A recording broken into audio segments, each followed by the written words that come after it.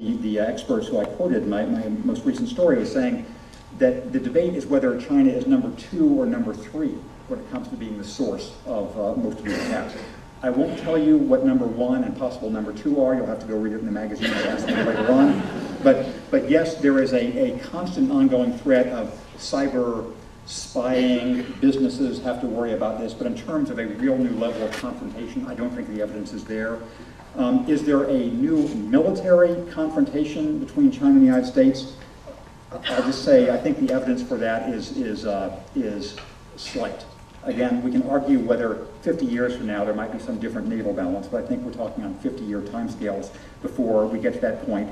One other area of possible change would be in the basic emotional fabric, whether people in China started thinking that America was basically against them, and they were basically against the United States, and the same reciprocal feeling in the US.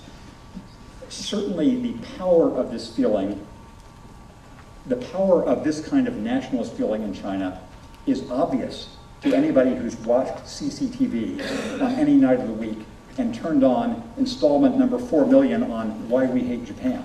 You know, it's just incredible about how in the last 20 years the anti-Japanese public rhetoric has ratcheted up, and all the recollections, 1930s and 40s that come across. I do not detect, although I haven't been in China in recent months, but I plan to go soon, I don't detect that kind of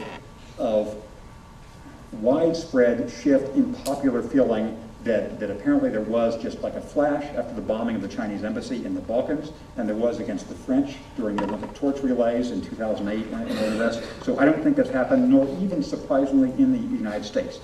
To bring this to this second long point, and the rest are going to be very short, to its close, I would say that the evidence we have is that this has been a quite difficult past 6 months or so, and there may be some difficulties in the time ahead, but there's no evidence that the basic bargain has changed.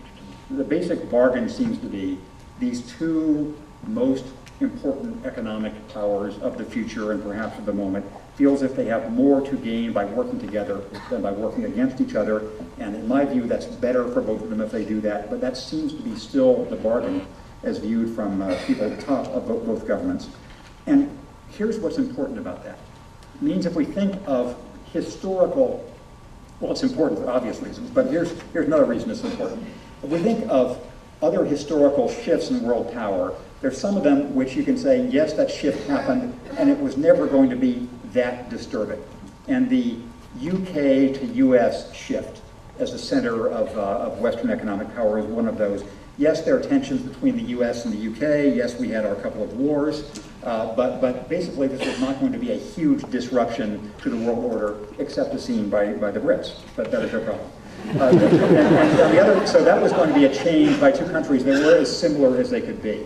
On the other hand, you could have changes like the rise of Japan from the Meiji era over the next 70 years, or arguably the rise of Germany from, say, the 1880s onward, which seemed to be inherently destabilizing to the order around them. And obviously, the rise of China relative to the US is not going to be in the first category of a natural, smooth, gimme type transition, because these are not countries as similar as the US and the UK.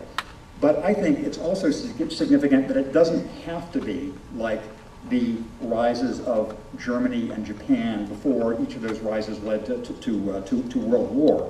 And there are people who argue that it has to be that, and I think that's a dangerous misconception of reality. It is possible that the differences of interest and vision between China and the US could become important enough that we could view each other as enemies. But that is, in my view, not at all inevitable nor even likely, and therefore is worth working against, because the consequences of that would be serious and bad. Now, briefly, institutional points 3 and 4, and then we will come to a question period. Third involves schools, which are an endlessly interesting window on the world of China itself and China-Western relations. Both my wife and I spent a lot of time in schools when we were in China. We'd usually lecture at universities around the country. I was teaching a course at Fudan for a while. We were first in Shanghai. That's how I got a visa there. I couldn't get a journalist visa, so I was a visiting professor. at Fudan, and we I worked often with translators and interpreters who were graduate students or even undergraduates at these universities. And so the nature of Chinese education was fascinating to us, the ways in which it was seen both as a strength and as a great weakness of China's situation and its prospects. A strength in obvious terms in producing some very, very hard-working and very meticulously screened people, but a weakness in ways of various kind of corruption of the higher education system there, which meant that it was falling behind world standards and being able to have sources of future high-tech innovation. The real question of whether that's going to be the case in the long run.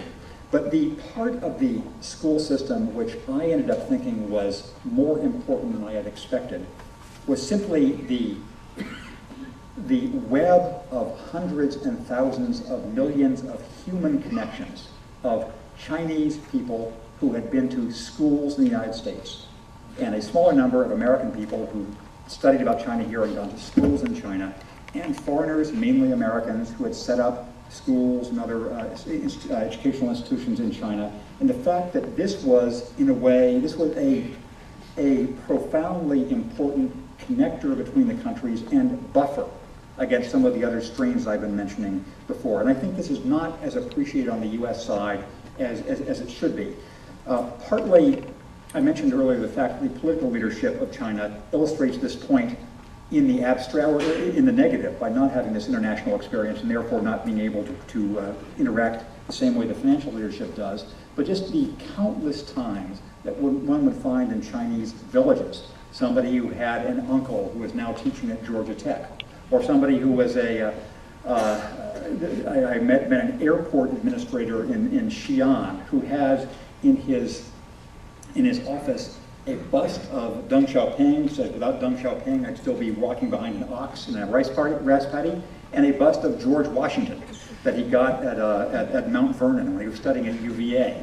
And just the fact that schools have implicitly connected so many people in this rapidly growing country to the personalities of the United States, the styles of Western thought, the kinds of reasoning which are more easily taught in the Western world than they are in China.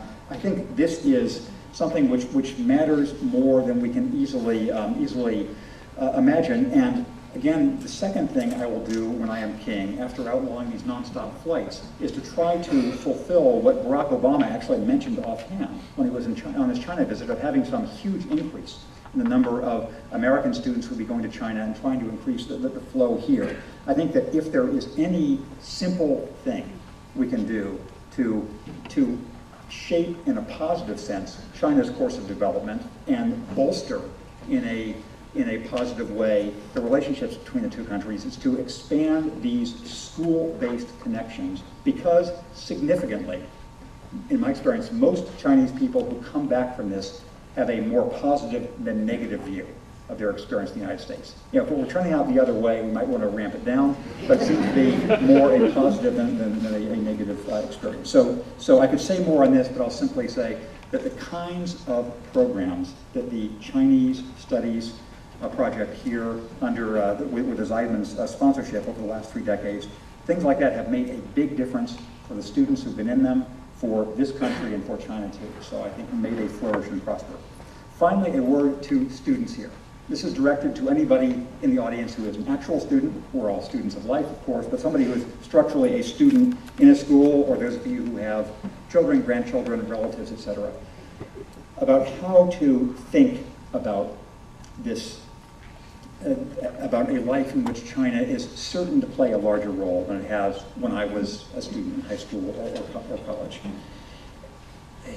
A natural reaction of many people in America hearing that China is going to be more important is to think they just don't want to be bothered with this. You know, again, it's far away, it's a complicated language, it is threatening in all ways to think of a world in which China is a bigger and bigger factor. And I think that the message to students is not necessarily that they have to learn Chinese, although I sure wish I had started doing that when I was in high school or before, and those of you who are doing it is a great, great advantage to have. And so I'm really impressed that Sidwell is putting so much effort into it.